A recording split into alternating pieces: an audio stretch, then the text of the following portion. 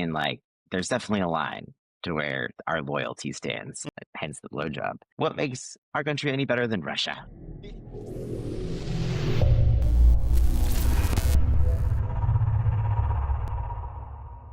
Hey guys, what's up? Welcome to another episode of the Doom Scroll podcast. It's the first podcast of 2026. So, yay, congratulations. You made it through 2025. Barely. Calvin, yeah. How's it going? How was your New Year's? Do you have any New Year's goals? You know, all those fun things. New Year's was good. I spent the holiday, at least right after Christmas.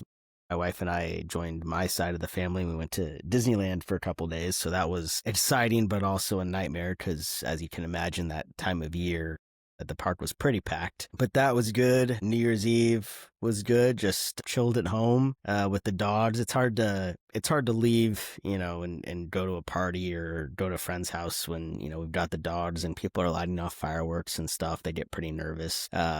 We just hung out at home and so far this year has, been off to a great start. I would say my personal goals for this year have been to career-wise to just focus on improving my knowledge and skills when it comes to, the stuff that I do, and improving my health. I've got some big health issues I've been dealing with, so that's kind of, it needs to be a forefront for 2026 of, trying to, figure out how to take care of that. And, and accompanying that would also be, fitness, getting back into, working out and having a good schedule and having better nutrition. I think it's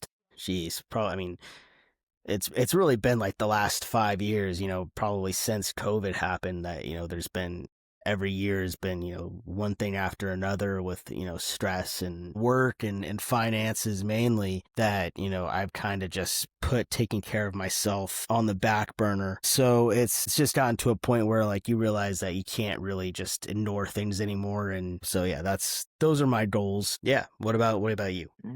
Pretty solid. 2025 was a bit of a shit show. Probably, I guess. Definitely better than 2024. I was recovering from being financially ruined by a business coach. Still recovering from that, but then had some health issues as well that I'm still kind of trying to get figured out. So I'm with you there. And goals, yeah, I think more so than ever, just trying to kind of not be so rigid with things and try to, enjoy experiences and moments and stuff like that, and try to slow down and not push myself to the point of burnout, and really try to learn, what good life balance is for me, what that looks like, and not just working at the expense of my mental health. And yeah, so that's all, kind of confusing and nerve-wracking because when you own your business, like, what is balance? Yeah. How do you do that? So gotta learn how to do that, and just still continuing to learn to accept and work through things like anxiety and all that bullshit, and navigating living in the US right now. But yeah, so I just feel like for 2026, I really just want to focus on enjoying stuff, like slowing down, enjoying little things, and yeah, not being so fucking intense, I guess. That's So a there's good a goal certain to amount. have. Yeah, there's a certain amount of things, like a good amount of intensity. There's a healthy amount, and then there's too much. So I just want to try to, reel it in a little. Find that balance. Yeah, exactly. So Now, I'm what just letting about myself explore. the podcast? What are your goals this year for the podcast? Yeah, good question. Definitely want to keep up with, you know, doing the usual, doing what we've been doing, stay consistent with once a week postings. But I do hope for us to get more active on socials, Instagram, get the word out a bit more.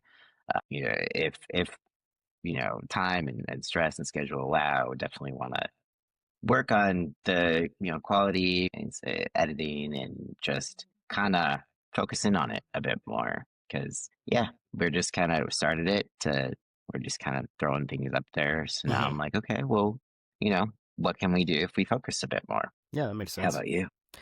All of that, and I think, I think it would be great, in the next year, maybe bringing on some guests that maybe have, more knowledge or experience to kind of bring into the chat and learn more, and also provide, potential viewers kind of a, more perspective and knowledge for sure. Yeah, definitely. That is, I, I totally forgot. Yes, guests would be great. And we're up to, for suggestions. Like if you have any suggestions for someone you might want to see on our podcast, or if you think you should be on the podcast, leave us a comment or send us an email or DM on Instagram or however, find a way to contact us. And, we'll make it happen. Yeah, dig it. So speaking of New Year's and everything, 2025 being a bit of a shit show. I don't know that 2026 is off to a great start, at I least not feel like politically. 2026 has been, pretty mellow so far. Nothing big has happened, Nothing at all. Mm-mm. Yeah. No, So no at least potential World War III yet. it's not like we're kidnapping anyone and, No, we're you not, know, just taking over other countries, and trying for to steal oil. their oil. Yeah. Yeah. Yeah. We don't Not do at that. all. Nope. Not us. So yeah, if you Is haven't this the heard, line? Is this the line yeah, that is crossed, or are we still pushing that line back? That's the question.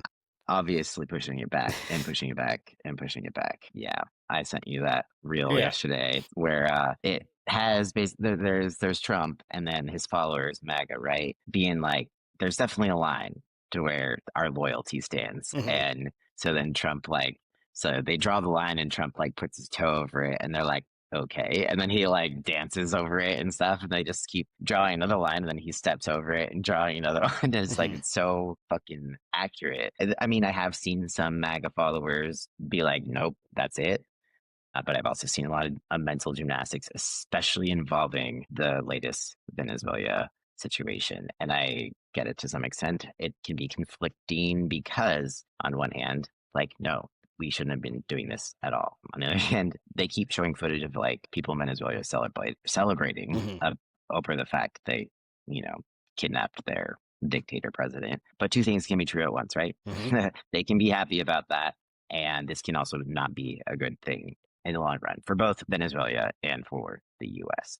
Anyways, should we just Jump on in. dive into the first major topic here, considering, yeah, it just happened. It's all still unraveling, so we don't even know yet what's going to come of it. But do you want to go over the first? You want to do the Sure. summary? Yeah. So Operation Absolute Resolve happened on January 3rd, where the U.S. sent 150 jets from 20 bases and did strikes on Caracas military sites. Special ops grabbed Maduro and his wife from their compound, which Maduro is was the president of Venezuela. He's now in custody in New York, facing narco-terrorism charges.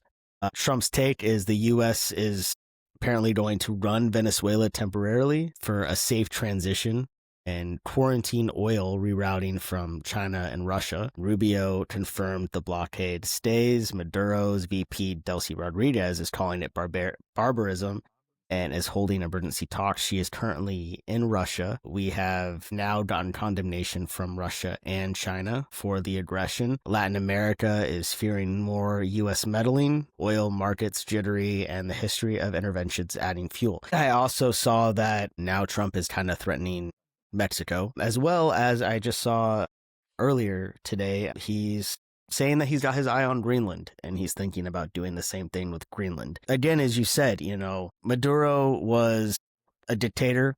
He wasn't great for the country, but us taking him out wasn't to help Venezuelans. It was to take oil, so it wasn't our interests weren't in the right place. Our interests were purely selfish, and we saw this, with 9/11 in Iran.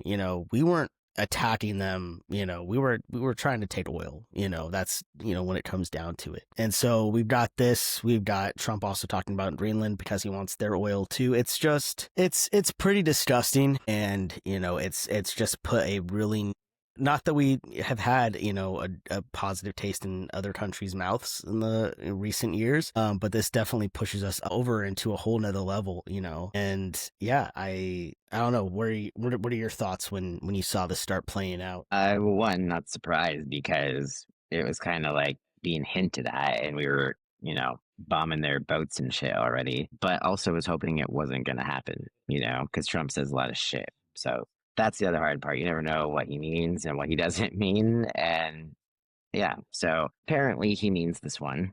I think it's all sorts of bad. Obviously, like you said, we went in for selfish reasons. The right's trying to play it off as if they care about the Venezuelan people, and they don't. They're just trying to hang on to something to keep their base. But it was definitely for oil. But I did also see someone, I think it was specifically Matt Walsh, that was like, yeah, we, even if we invaded a country for their oil in order to help out our own people. Why is that so bad? I was just like, what the fuck? No, yeah, that's it's there's so many bad things about it, and what's to say now any country can just go and bomb and like kidnap someone president and just not face any repercussions from that? No, it's crazy, and I don't know what the fuck people.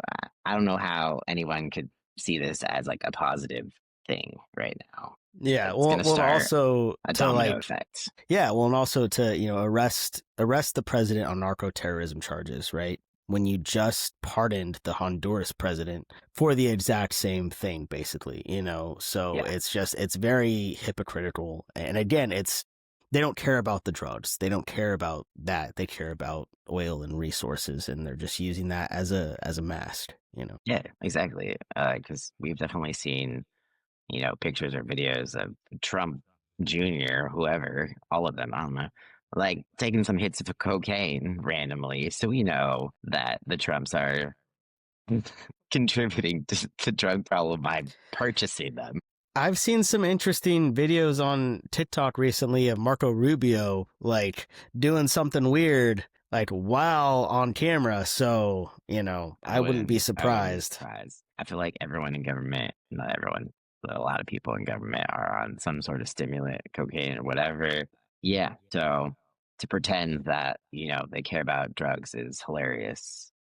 We were talking, I feel like we talk a lot about the fentanyl that's coming in from China, never Venezuela. And yeah, so it's just, also with the oil, I saw somewhere someone said it just basically now China's going to move into Taiwan. Like it's going to force that to occur. And obviously, yeah, it's just what about our allies? What about like what are the repercussions going to be? I'm worried that the country like Russia and China is going to be like, we need to put the US in its place and show them that they can't just fucking run the world and do whatever they want. That's fucking terrifying because honestly, it's like the US deserves it. And I don't want to be here for that. Like I didn't do anything. So yeah. Yeah, no, and we've basically burned bridges with all our allies that we've had before. Like Canada's not going to step in to help us, and that's our closest ally. Mexico definitely isn't going to step in to help us if we're also threatening to go after them as well, and yeah, we're kind of just in a really shitty position. I mean, I just saw something else this morning about North Korea is now testing nukes or whatever.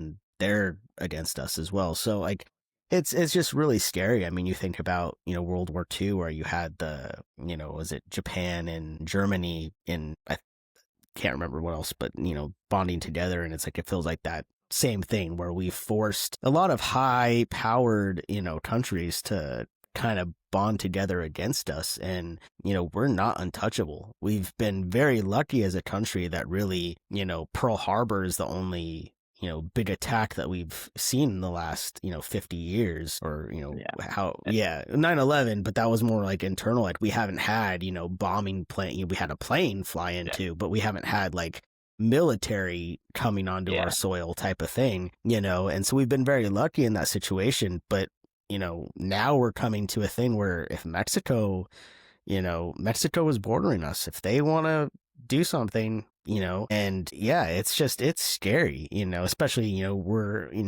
on a coastal state, so, any coastal state's going to be, a primary target. But yeah, it's scary that, we can have someone who also did not have Congress approval. He pushed this through with Congress knew nothing about it, which is an impeachable offense, I think, right there. That should not have been allowed for what he was doing. But for him to do that and there's really no repercussions, it's scary. Where is that, like I said, where is that line? When is enough enough, and when are people going to see that, Trump is doing stuff to benefit himself and his family and not benefit this country, and he's putting this country in a place where he's putting a lot of people at risk. And even if, nothing comes onto our shores, we're putting more Americans back out into, war zones. Like, Venezuela is not going to roll over. They've already said they're going to fight back. We're going to lose American citizens for a power grab, and it's Yeah, yeah, for sure. It sucks because, like, so the legality of it, right? Basically, I saw somewhere where they're justifying it because they have him registered as a terrorist, or there's like a terrorist group that they're going after. So therefore, Congress doesn't have to approve it, and that's how they're making it legal. But when we go under international law, it is deemed illegal. So it says the operation is considered a violation of international law, primarily because it constitutes an unauthorized use of force against a sovereign state. So key points include the UN's Charter Article 2.4 prohibits the threat or use of force against another country's territorial integrity or political independence, with exceptions only for self-defense in response to an armed attack. The UN Security Council authorization or valid consent from the recognized government. So in this case, there was no UN Security Council mandate. Venezuela did not pose an imminent armed threat to the US, definitely not. So any claimed consent from opposition figures is invalid without broader international. Sorry, I hear myself like I'm like echoing, and I can hear you breathing. Like, yeah, I'm like, okay, I'm distracted. Well, let me change it while I'm recording. Do you want me I'll to? just mute my mic when I'm not. Okay, that works. Yeah, I think it's that maybe your either like your mic is really, or like I'm loud in your ears, so it's going into your mic and I hear myself. So turn down your headphone volume. That might work. And maybe your mic volume. Turn your mic volume down, maybe. See if that's a little better. Yeah, we'll try that. Sorry, I was just like, it was hard because I was like hearing myself like every time. And I was like, okay, I'm so distracted. Okay, sorry. All right. Other reasons why it is illegal, or just the U.S. argument that this was merely law enforcement. Enforcing sanctions and arresting a fugitive doesn't hold, as the scale involving airstrikes, 15,000 troops, and an aircraft carrier crosses into prohibited military force. So experts compare it to the unlawful U.S. strike on Iran in 2025, warning it sets a dangerous precedent for unilateral intervention. So yeah, like, it's illegal internationally, domestically, highly contested. But again, so they're making it justified by, so they said the action's legality hinges on whether it qualifies as hostilities requiring congressional approval. The War Powers Resolution of 1973 mandates that the president notify Congress within 48 hours of introducing U.S. forces into hostilities and obtain authorization for prolonged actions. The administration did not notify Congress in advance, arguing it was a law enforcement operation, aiding the Coast Guard in sanctions enforcement rather than a war. Secretary of State Marco Rubio emphasized there's not a war against Venezuela, describing its financial pressure and an oil quarantine with military support. So critics, including Democrats like Senate Minority Leader Chuck Schumer and Rep. Jim McGovern, call it an illegal violation of the Constitution and War Powers Resolution, citing airstrikes on civilian and military sites as clear hostilities. Schumer has promised a Senate vote on War Powers Resolution to restrict further actions without approval. Republicans are mostly supportive of the lack of prior notification, Buck's laws, and precedents. So yeah, I think it's so dangerous because of the fact that it just shows he's still just doing what he wants to do. There's no pushback. Like, there's no consequences to his actions ever. And that's a really dangerous place to be. And here we go. We've got Trump, who's a wannabe dictator, going to remove another dictator from another country, pretending to care that it's because he's a dictator. It's like, why didn't you go into North Korea then? They're a lot worse off. Yeah, but they have no resources you want. They don't have the oil you want, so it doesn't matter. But what do we do as Americans and like Republicans? Should you not be stepping up here and at least being like, yeah, that was not okay? I just feel like you have to do a lot of fucking mental gymnastics to be okay with that. And if your own party doesn't start like stepping up to push back on that, how we're like towing the line between hoping another country comes in and steals our dictator from us. Like, what's the difference between us and Venezuela as far as what's the difference between what Trump did and what Putin did to Ukraine? Like what makes our country any better than Russia? Like I don't know. Yep. So yeah, it's one of those times where you're just like, remember what it was like to be proud to be an American? No, because I'm embarrassed. I'm embarrassed, and I don't want other countries to attack us. But fuck, That's where it's I feel going. like we're asking for it. Yeah, Yeah. I mean, I'm not asking for it, but apparently Trump's asking for it. Yeah, so on that, should we go on to the next topic? Yeah. Take it away. All right. So we just got more Epstein updates because, as you know, we can't just stop talking about it because the DOJ is still kind of slowly releasing things and most of it's still being redacted. And I think they were supposed to give a reason as to why they redacted what they did by, I think it was the 4th, and they never did that. And that's because everyone was talking about Venezuela. So the Trump administration never supplied reasoning behind their redactions. I don't know if they have yet or if they plan on doing so. I imagine they plan to drag their feet as long as humanly possible. But here is another just straight up evidence of the administration does what they want. They are not listening to the law. They are not obeying the Constitution or playing by the rules. And we're heading into very scary territory. And even Republicans need to be mad about it. And rules exist for a reason. And if a president is breaking the rules to fulfill a certain party's agenda, just know they go the other way. So that's why you should be against it. The next president that comes in, maybe they're not your party, you're not in favor of what they're doing, and then they're going to do it anyways because they think it's what needs to be done. And yeah, it's not good. But yeah. So again, okay, Epstein stuff. So DOJ just admitted they're reviewing 5.2 million pages. Needs 400 lawyers to go through all this shit. So, yeah. Do you know? I wonder how much money that is actually costing taxpayer dollars. Which you know what? Happy to fork out the taxpayer money if they're actually giving us the files. But since they're redacting so much of it, it's fucking bullshit. Like, okay, if you're gonna spend taxpayer dollars, do it right. Like, give the taxpayers what they want. Yeah. Let's not use taxpayer money to remove names. Right. Taxpayer money to protect pedophiles and shit. So survivors and lawmakers like Rep. Roe, Canna blasting it as cover up, slap in the face. Public pushback is huge. So there's been no like new big bombshells yet, but old stuff like Trump's plane flights in the 90s resurfacing, what's hidden, heavy blackouts on victims, grand jury, some files vanishing, allegations of a light protection ties into broader trust collapse. So will we ever get the truth?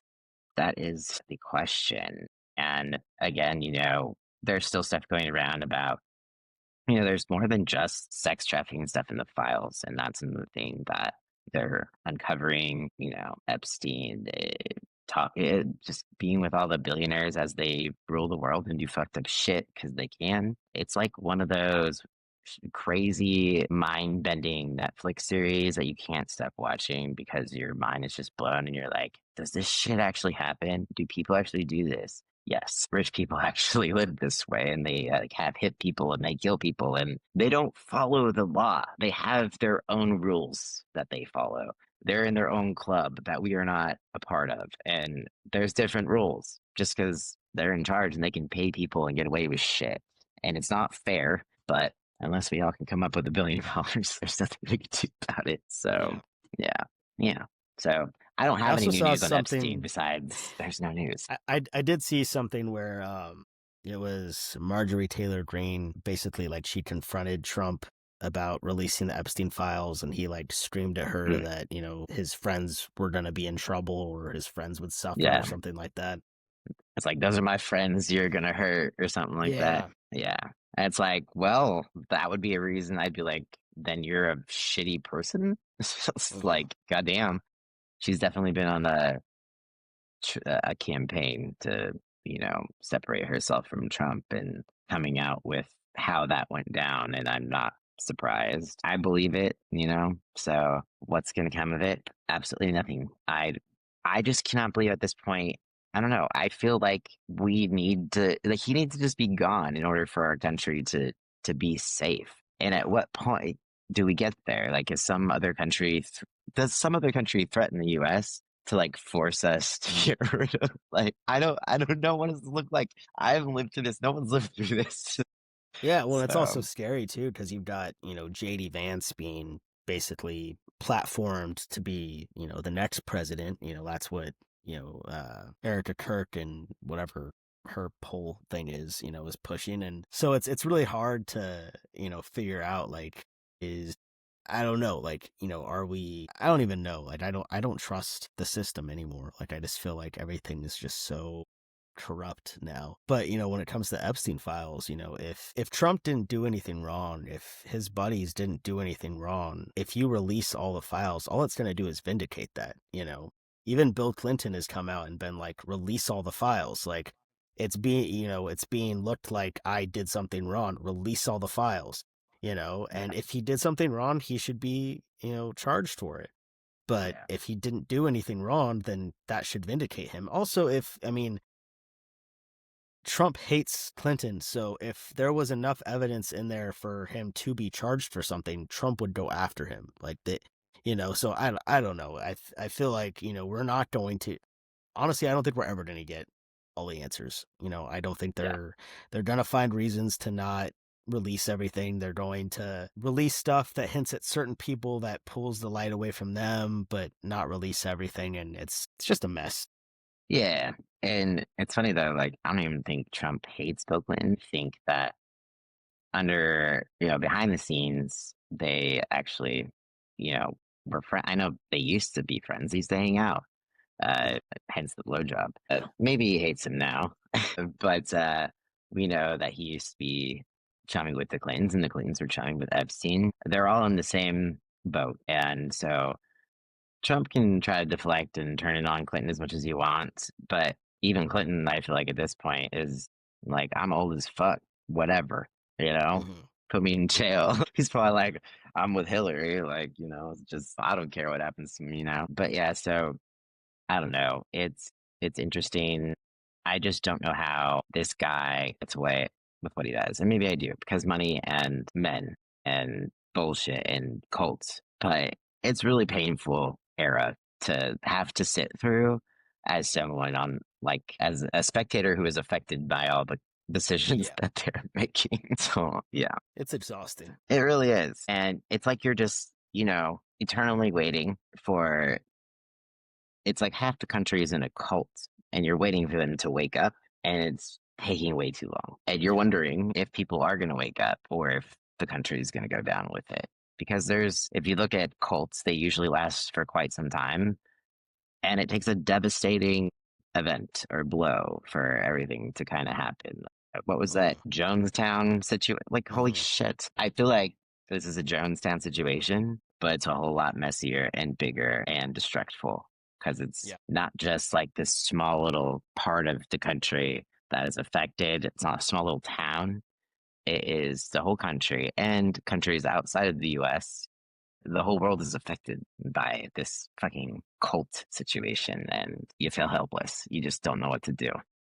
Yeah, I Yeah. mean it's the same with like the Nexium cult. A lot of those people, especially the higher ups that were in the DOS part, you Yep. know, it really took for Keith Raniere to be in jail, separated from them, and for them to like be told by all of their supporting community, their family members, like, you're brainwashed. This is wrong. Like, it took a like I just finished up the Allison Mack Nexium Okay. podcast the other day, and she, at this point, or as the point of where the podcast is, so that's about like, I think 3 or 4 years since the arrest happens, right? And it took, she's still going through and reprogramming basically her brain and like trying to understand, she thought she was doing things for the right reasons, because she was brainwashed for so many years into this,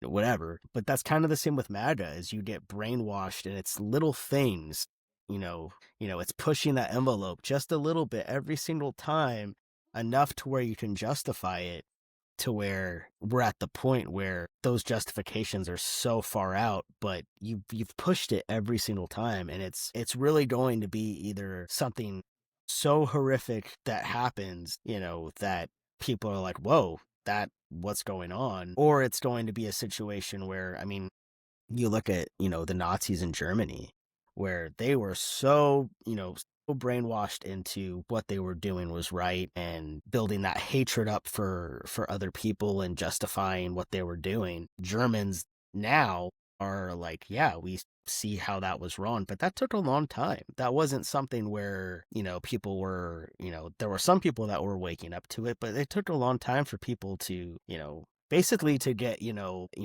public, a public battering of like everyone being like, you're wrong, you did a horrible thing, for people to wake up and be like, oh, yeah, we did a horrible thing. Maybe we didn't physically do it, but maybe we supported it, or we didn't say anything. But it's kind of the same thing. It's like, it's just small justifications to wrong actions, just builds and builds. Yeah, seriously. And then before you know it, you are Russia. But yeah, so should we go to the ongoing Charlie Kirk and you know, Candace Owens situation? Cool. Do you wanna go into that I'll summary let wise? you take that one, just because you're more of the Candace Owens expert.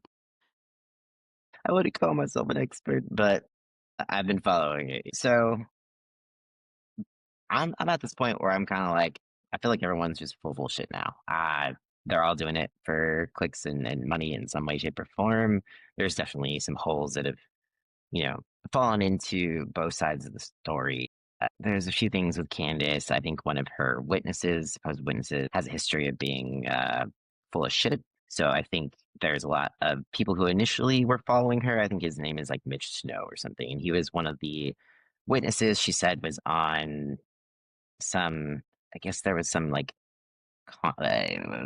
not confront. I don't know, in some place, and he was supposedly there, and he was a witness for whatever happened. But then people who were originally her followers or following her on this investigation looked into him and found that his history was not very trustworthy, and they've kind of broken away from her because they're like, how could you not vet this guy first? Like, why are you not looking into this guy's history to even make sure that he's trustworthy? So some people are kind of pushing back on her with that, especially. A lot of them are still kind of with her on the same page of her investigation, but due to that guy being full of shit, they're kind of like looking in other directions a little bit more, or just kind of seeing like, what else did Candace miss, or where are her biases leading her astray, or is she really just doing this for clicks and money? It's possible. Candace has done some crazy fucking shit and said some crazy fucking shit. She's not the best. She's not even close to being like a good journalist. She said some stuff like, she said that dinosaurs never existed. She has said that smallpox never existed. She has basically claimed that all vaccines are harmful, and just some really, like, any conspiracy theory that is out there, she fucking believes it. Yeah. Although I don't believe the FBI story concerning Tyler Robinson and everything that's going on there, I do not believe everything that Candace Owens is saying, or at least not trusting. Yeah. I don't know. Is she making shit up? I don't know. Or is she just believing shit? That could also be possible. It's like the latest, we saw, I think the last thing, it was like Candace and Erica met up for like a one-on-one meeting, and that's where kind of, things kind of took a turn to some people kind of turned a little bit on Candace on that, because they were like, well, what the fuck happened? But yeah, so after the meeting, the biggest thing, Owens doubled down. She Just she won't retract anything. Apparently closed 2025 mocking Erica while celebrating her podcast wins. So Shapiro and Prager crowd still calling her a grifter and an anti-Semite. So yeah, she's just widening the right-wing fracture, which a lot of people don't like her just solely because of that. But she's teasing more reveals as she always does. I think that's the thing that people have kind of picked up on. She has this pattern teasing, and yeah, that's marketing. She is running a podcast, that is part of her business. But when you have information and you care about your friend that was murdered, I feel like you should care less about marketing and teasing and getting an audience and more about actually getting down to the bottom of whatever happened. I mean, she is behind the scenes. It all feels like a big show. And then you start to Yeah. wonder, is this all a psyop? Like, are Candace and Erica actually on the same fucking team? And they're all playing this all out for us in front of us, obviously, for a reason. Like, is what is happening in front of our eyes the most obvious? Is that the distraction? Mm-hmm. And they're wanting us to question things for a reason, but they're going to lead us down the wrong path, kind of thing. Is that what really is happening? Possibly. Are they laughing their asses off behind the scenes? Are Erica and Candace, do they text each other every day and go to bed at night saying good night and just are secretly really, really good friends? Maybe. I don't fucking know. More and more, I'm just like, I don't fucking know. Anything can be possible at this point. But yeah, what are your thoughts? I mean, I think, it's very clear that, these people, Candace, Erica Kirk, Ben Shapiro, all of them, I mean, they're corrupt, like they're not trying to give people information to help people. They are trying to push themselves forward, and make money. So when you look at, you know, those type of people, that motivation, it's just dishonest, and sure, there could be a sliver of truth. There's usually a sliver of truth to everything, but yeah, it's not something, anything Candace Owens says you can't take with a grain of salt. Same with Marjorie Taylor Greene, even though she might be speaking some sense now, it's still, it's all motivation, so yeah. Yeah, yeah. So we may never truly know what happened. I feel like there's so much to just we're gonna have to accept. We're never gonna know what actually happened. I think that's true when it comes to Tyler Robinson, and the Charlie Kirk assassination. Just like the any other assassination, I feel like there's conspiracy theories around it, and we Mhm. never really truly know what actually happened. I hate that. I always want to know what actually happened, but it's part of life and it's part of why people don't trust the government. And it's probably not going to change, especially not right now. Yeah. So, how the government will ever regain people's trust, I don't know. I don't know if it's possible at this point. Uh, but I also want to wonder when it comes, thinking back to the Venezuela issue, I think a lot of Americans see Venezuela as like this, literally, they say it. Why would we let some shithole country control most of the world's oil or whatever, Mhm. they call it this shithole country. Like, what's wrong with removing a dictator from a shithole country that controls the oil or whatever? Like, okay, if you want to call Venezuela a shithole country or whatever, and they have this dictator, and what makes us different? What's going to make us different like, how are we going to leave our mark on history? Are the Americans going to allow our country to fall? We're a young country in comparison, and basically every Mhm. country has had their moment where they fell. Is this our moment? Are we going to let it happen? Or are we going to step up and like be the Americans that we claim to be? And we have these guns and ways to rise against a government.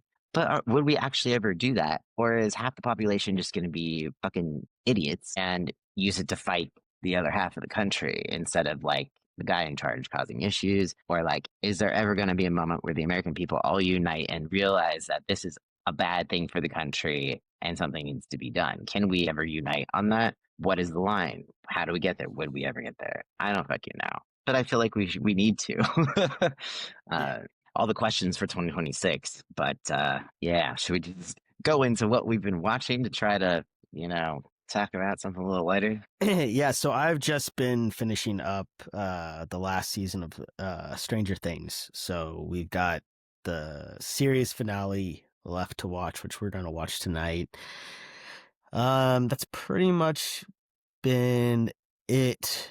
Just because we've been doing so much travel and stuff, that we haven't watched a lot of TV. So that's kind of we ended up binge watching um, the last season, like in the last 2 nights. So that's been our focus. I don't think we've really watched anything else. What about you? Still watching Top Chef.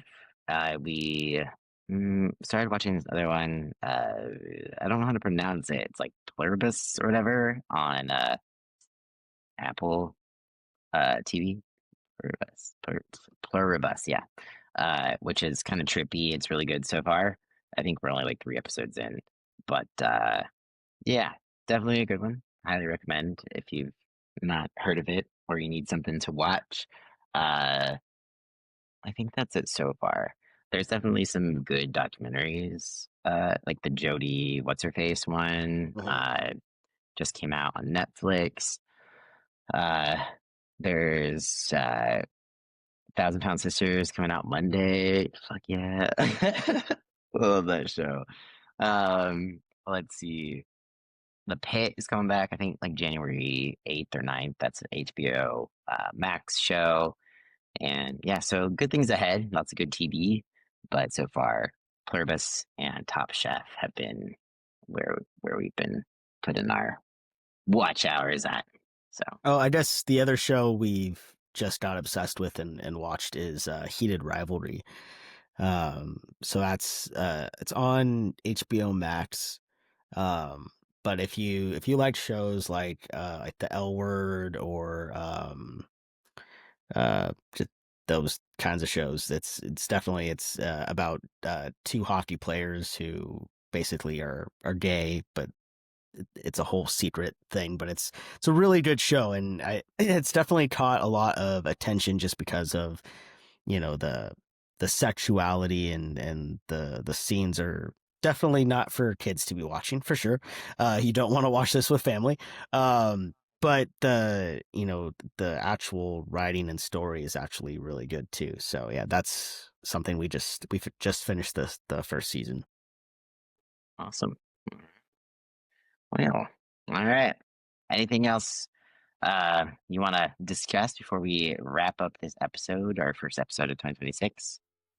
No, I think, if any viewers out there, want to tell us what your goals for 2026 are, and, if you have any hopes that you would like to see us do in 2026, make sure to leave a comment. Make sure that you subscribe. If you haven't subscribed, share this with anyone that you think would enjoy listening to us just talk and blabber and say a lot of us. But yeah, that's my 2026 message. I like it. Yeah. Uh, Hence the blowjob. Had a safe new year and your 2026 off to a good start. Don't forget to subscribe if you have not yet so you don't miss a future episode. And until then, uh, doom scroll, you know, but not at the expense of your mental health. And we'll catch up next week. All right. Peace out, guys. Thanks for listening.